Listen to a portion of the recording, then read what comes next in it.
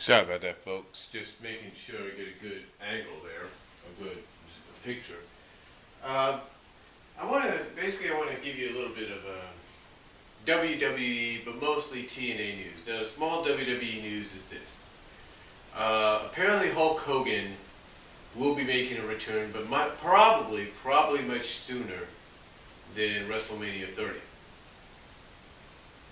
According to sources, there's an indication that WWE, the night after Elimination Chamber next month, on February 24th, is planning to bring a whole bunch of big names from the past, legends and all that, back to Raw, as well as Hogan. That's right. They plan to bring all these legends back, as well as Hogan, to help, I guess, count down to the launch of the WWE Network. That's one of the plans. Now, as far as Hulk Hogan competing in some way at WrestleMania 30, according to several sources, he will not be competing. Doctors checked him out. They are not going to let it happen. Doesn't mean he won't make some kind of appearance. Maybe it doesn't. Maybe it doesn't mean he won't be in somebody's corner or whatever. But it doesn't mean. But basically, right now, according to this source, he's not physically going to be allowed to compete. But we'll have to wait and see, because sometimes it all depends on how you feel about these sources. And lately, we all know that wrestling promotions like WWE have been trying to throw us off as of late, and make us think we know what's going to happen, but then we don't. Now, as far as TNA news goes, and this involves both WWE and TNA. Right now, a lot of people are probably kind of 50-50 on what's going on with Sting. Some are saying that this is the best time for him to go, and this is probably the strongest indication that he might jump ship to WWE. But then on the TNA side, as we all know and heard, TNA is doing whatever they can to make it a priority to get Sting back under contract, and here's why. Here's why they're doing that for it, folks. They know that if they lose Sting, in their minds, they're going to lose a lot more. That basically, obviously this proves to you that they believe Sting's the one reason. Not only are they getting these deals, these new television deals and stuff, which it probably is, but also the reason why people even bother to watch Impact. So, we'll just have to wait and see what happens. So again, we'll just have to, like I say, just have to sit back and wait and see what happens exactly down the line. And that's really about it. But a lot of people are indicating that this could be the strongest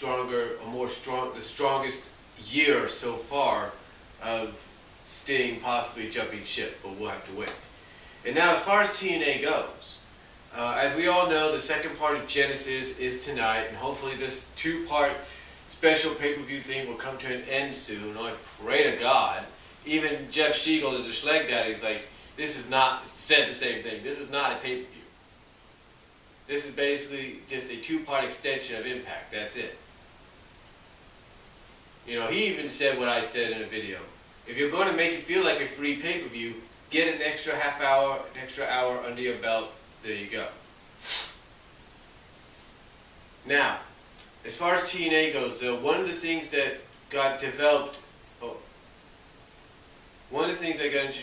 last week on Genesis Part 1, that is, on Genesis Part 1, one of the things that got introduced was this new mystery investor.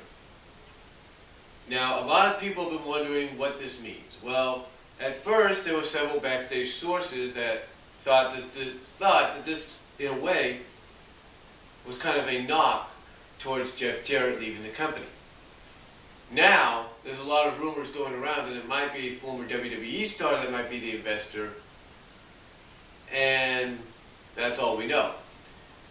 But then again, it could be somebody else, and ladies and gentlemen, the news concerning it, according to what several sources are saying, is this new babyface investor, versus heel Dixie Carter, basically new investor versus Dixie Carter storyline, is supposed to run through October and to Bound for Glory. That's right. This new investor storyline is supposed to go all the way, is being currently planned, although we know plans can change, is currently being planned to go all the way through to October and Bound for Glory. That's the current plans.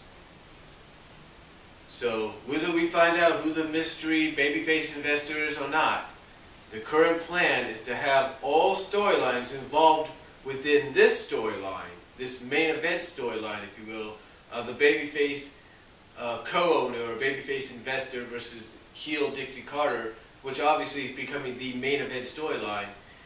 A lot of these storylines involved around it, well, all the storylines that are going to be involved around it, basically, and involved within it, all the other storylines are all going to be mainly helping build this storyline to a climax at Bound for Glory this year. That's the current plan. I know it's a long ways away. I know we're still basically about 9.5 months away from it.